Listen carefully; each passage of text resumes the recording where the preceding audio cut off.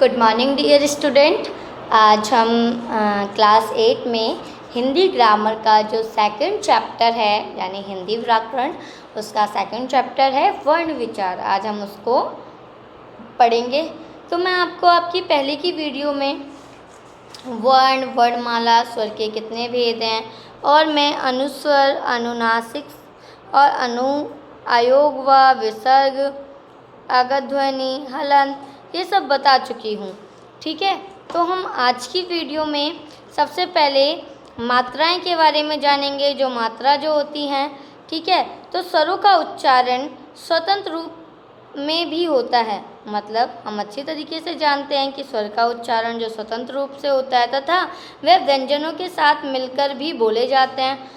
हम ये भी जानते हैं कि जो व्यंजनों के साथ, क्योंकि व्यंजन जो होते हैं वो बिना स्वर की सहायता से बोले ही नहीं जाते।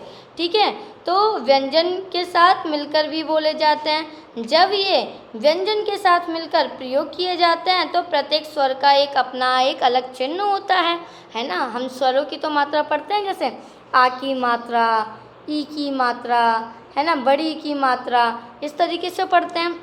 ठीक है, तो उसमें जो स्वर की मात्रा जो चिन्ह लगते हैं वो जो उनकी मात्रा कहलाता है। प्रत्येक स्वर का व्यंजन के साथ मिला हुआ रूप उसकी मात्रा कहलाता है। ठीक है, अब हम अच्छी तरीके से जानते हैं आ से लेके और ओ तक के रूप में प्रयोग होते हैं। आइए, आओ, आए आदि। ठीक है, ऐसे शब्द ये। अब हम मात्राओं को जानते हैं। सबसे पहले कि इन स्वरों का दूसरा बड़ा कार्य क्या होता है, व्यंजन के साथ मात्रा के रूप में प्रयुक्त होना। ठीक है, आप देखते हैं कि जो स्वर होती है उनकी मात्राएं देखते हैं, जैसे आ, ठीक है, ये भी है, लेकिन ये सीधा व्यंजन के साथ प्रयुक्त होता है। जैसे ठीक है, ये छोटी की मात्रा, बड़ी की मात्रा, छोटे ऊ की मात्रा, बड़े ऊ की मात्रा, री की मात्रा, ए की, बड़े की, ओ, आओ, अंग, अंगा, ये इन सब की ये मात्राएं हैं। ठीक है, स्मरणीय यानी ये याद रखने योग्य बातें हैं, जैसे कि उपयुक्त मात्राओं से स्पष्ट है कि आ की मात्रा नहीं होती, किंतु इसका प्रत्येक व्यंजन में आ की ध्वनि आती है ना। जब भी हम कोई भी शब्द बोलते हैं, जैसे कि आप देखेंगे क, तो क, अ, क व्यंजन बनाइए। ठीक है, च प्लस अ, च, तो ये व्यंजन का रूप लिया, इसके और टुकड़े नहीं हो सकते। ठीक है, तो जो व्यंजन होते हैं उसमें आ होता है, इसलिए उसको वो बोलते टाइम उसका बोला जाता है ना, स्वर की सहायता से वो बोला। व्यंजन बिना आ स्वर की सहायता से बोला नहीं जा सकता है। ठीक है, चलिए अब व्यंजन जानते हैं। सबसे पहले जो व्यंजन होते हैं मैं बोलती जाऊंगी और आप समझते जाएंगे इस चीज़ को। व्यंजन, तो व्यंजन जो होते हैं जिन वर्णों का उच्चारण स्वर की सहायता से किया जाता है उन्हें हम व्यंजन कहते हैं। इनका उच्चारण करते समय हवा मुंह में रुक कर बाहर आती है। जो हवा होती है वो मुंह में रुक कर बाहर आती है, उन्हें हम व्यंजन कहते हैं। और व्यंजन की संख्या कितनी होती है, 33 होती है। अगर हम देखें तो जो व्यंजन है उनके आधार पर ही इनको वर्गीकृत किया गया है। समझ रहे हैं आप मेरी बात को? इनको वर्गों में बांटा गया है। तो जैसे का हुआ तो का के आधार पर, इसके फर्स्ट लेटर के आधार पर इसको वर्गीकृत किया गया। चा वर्ग हो गया, टा वर्ग हो गया, ता वर्ग हो गया, पा वर्ग हो गया। इस तरीके से इनको अलग अलग तरीके से बोला जाता है। ठीक है, और इनको अलग अलग तरीके से मैं बोलूँगी बोला तो जाता ही है। ठीक है, इनका जो जैसे मुंह से जब हम इनको बोलते हैं तो ये हमारे मुंह के अलग अलग पार्ट को स्पर्श करती हैं।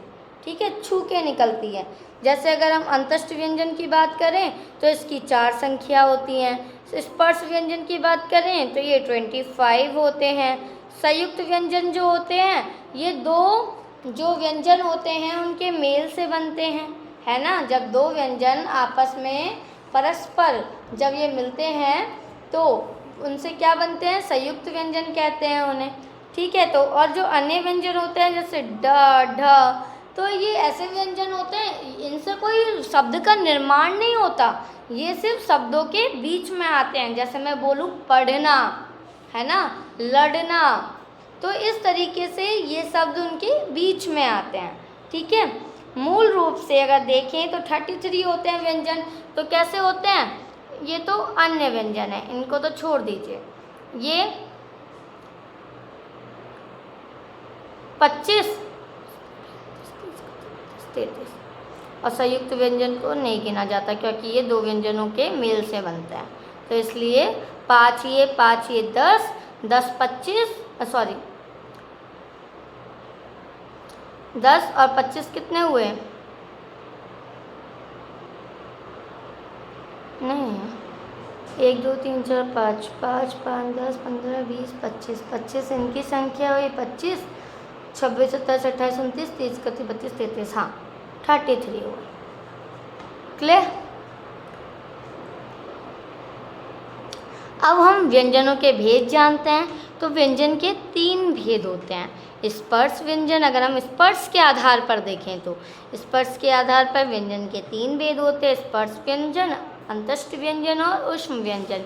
जो स्पर्श व्यंजन होते हैं तो जिन वर्णों का उच्चारण करते समय श्वास, वायु, कंठ, होठ और जीवा यानी जीव का स्पर्श करती है हुई बाहर निकलती है तो उसे हम लोग स्पर्श व्यंजन कहते हैं। मैंने आपको एक डेफिनेशन के माध्यम से बताया कि जिन व्यंजन वर्णों का उच्चारण करने पर मुंह से निकलने वाली वायु उच्चारण के स्थान से स्पर्श यानी छू कर निकलती है तो उसे हम स्पर्श व्यंजन कहते हैं। इसको अलग अलग वर्गों में बांटा गया है और जो इनका जो प्रथम जो वर्ण होता है उसी के आधार पर इसको वर्गीकृत भी किया है। और जैसे का हो गया तो ये कंठ से बोला जाता है। ठीक है, चा वर्ग जो हो गया, जो ये चा वर्ग जो है ये आपको बोला जाता है तालु से। ठीक है, और जो टा वर्ग है ये मूर्ध मतलब जो हमारे जो मुंह का अगर हम जो ऊपर वाला पार्ट देखते हैं ना दांतों का, जहाँ पे हमारी ऊपर सबसे जीभ टच होती है, तलुआ जिसे बोलते हैं, वो राउंड शेप में जो गहराई में ऊपर होता है उसको मूर्ध बोलते हैं। ठीक है, और ता जो वर्ग है ये हमारा दांतों को छू के निकलता है। और जो पा वर्ग है, ठीक है, ये जो है हमारा होठ यानी होठ को छू के निकलता है। बोल के देखिए प फ, तो इसमें सिर्फ लिप्स टच होते हैं आपस में। ता बोला, था बोला, तो जो हमारी जीभ जो है वो दांतों को स्पर्श करती है। तो आपको इतना समझ में आ रहा होगा। तो अंतस्थ व्यंजन जो होता है, जिन वर्णों का उच्चारण करते समय जीभ मुंह के किसी भी भाग को स्पर्श नहीं करती, बिना छुए निकलती है, उसको हम लोग अंतस्थ व्यंजन कहते हैं।